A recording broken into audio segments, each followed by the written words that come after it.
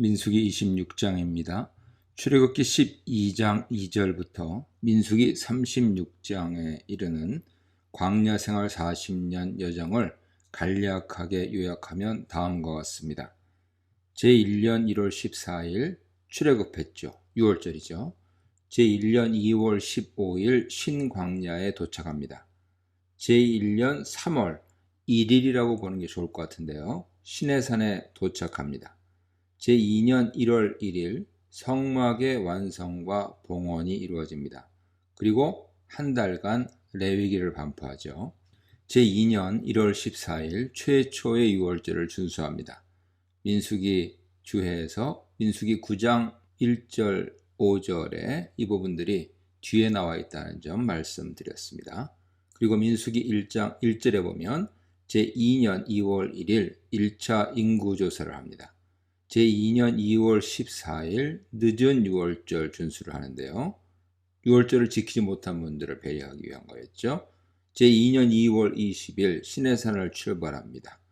제3년이라고 추정하는 것이 좋을 것 같은데요. 1월에 신광야 가데스에 도착하고 미리암이 사망합니다.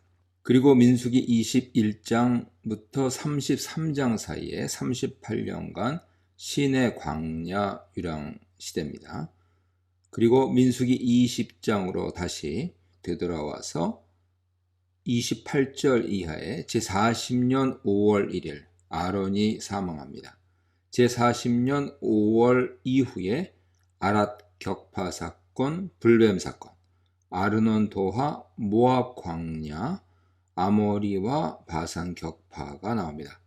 발락, 발람 에피소드도 이때 나오고요. 그리고 시딤에서 바알볼 사건이 이때 나타난 5장 사이의 사건이죠. 이후 26장부터 36장까지 모세 죽음 직전의 사건들이 나오고 있습니다. 오늘부터 살펴볼 내용인데요. 두 번째 인구조사를 하고 슬로브와 딸들의 유산 문제가 다루어지고 후계자 여호수아를 임명하고 추가적인 율법들이 주어지고 미디안 격파 그리고 승전 규정이 나옵니다. 요단 동편 땅 분배가 나오고요. 40년 여정의 요약이 33장에 나옵니다. 약속의 땅의 경계들이 34장에 나오고요. 레위인들을 위한 도피성이 35장 그리고 땅 상속 문제 부분들이 36장에서 다루어지고 있습니다. 민수기 1장에서 출애굽 제2년 1월 1일에 첫 번째 인구조사가 실행되었다 하는 점들이 강조되었고요. 그리고 제40년 되는 해 두 번째 인구조사가 실시됩니다. 2차 인구조사는 세대교체를 의미하죠. 1절 4절입니다. 두 번째 인구조사가 바알볼 사건 직후, 즉 연병 후에 실시됩니다. 1차 조사에서는 모세와 아론이 이 일을 맡았지만 지금은 아론 사망 후 대제사장 엘르아살이 모세와 함께 인구조사를 담당합니다. 1차 조사 때와 마찬가지로 조상의 가문, 즉 지파별로 인구를 조사하되 각 지파의 그들의 종족별로, 다시 말해 지파 내 여러 혈족 분파들 단위로 통계를 냈을 것입니다. 1차 때와 마찬가지로 20세 이상으로 전쟁에 나갈 만한 남자들만 계수합니다. 모세와 엘르아살은 이 명령을 백성들에게 그대로 하달하여 각 지파별로 20세 이상의 남자들을 계수하라고 지시합니다. 인구조사의 결과가 5절로 51절에 지파별로 서술되어 있습니다. 순서는 1장의 1차 인구조사와 동일한데 므낫세와 에브라임은 뒤바뀌어 있죠. 또한 1장에서와 마찬가지로 지파들의 순서는 진영 배치에서 세 지파씩 한 그룹을 이룬 순서와 동일합니다. 제2대인 르우벤 그룹이 가장 먼저 등장하며 제4대 므낫세 그룹이 제3대 단 그룹보다 먼저 나열됩니다. 5절로 51절입니다. 5절로 18절에서는 르우벤, 시므온, 갓지파에 대해서 나오는데요. 인구조사 목록에서는 르우벤이 장자 예우를 받으며 선두에 등장합니다.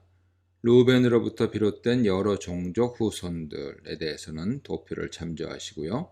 그들 총 인구는 43,730명이었습니다. 여기서 엘리압의 아들들의 이름이 눈에 띕니다. 느무엘, 다단, 아비람이죠. 이 중에 다단과 아비람은 앞서 고라 반란 사건에서 땅이 갈라져 매몰되어 죽은 자들입니다. 9절로 10절은 그 사건을 다시 회고하면서 반역 무리가 땅에 삼킨 바 되어 몰살당했고 분향 시합에 참여한 250명은 전원 불에 타 죽었다는 것을 다시 언급하고 있습니다.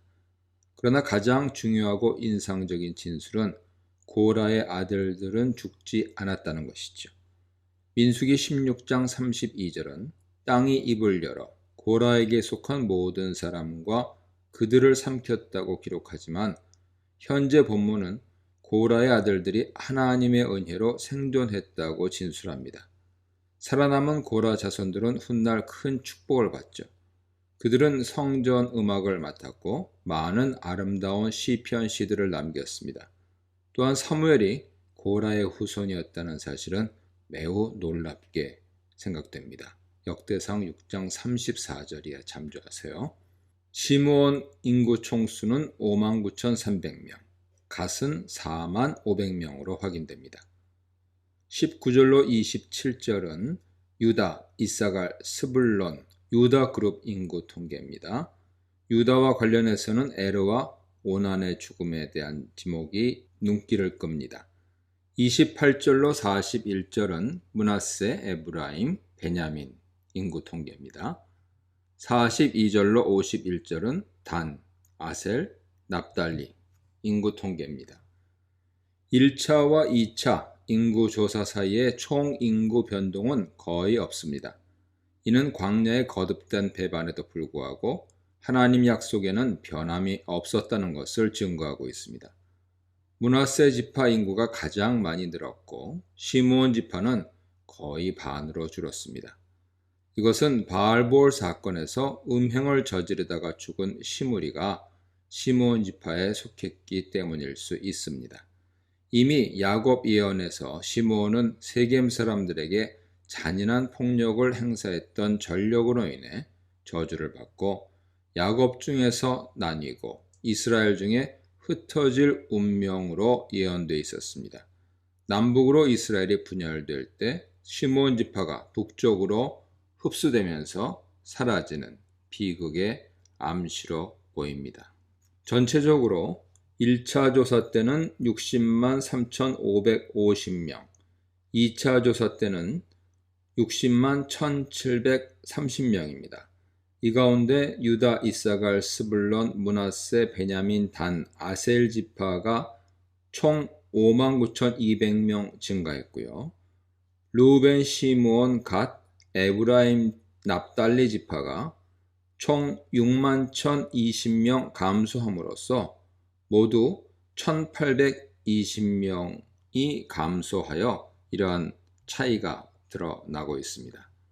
이 문단에서는 약속 성취와 인구조사, 아브라함 언약의 성취를 확인하는 인구조사, 광야의 은혜를 생각나게 하는 인구조사에 대해 묵상해 보시기 바랍니다.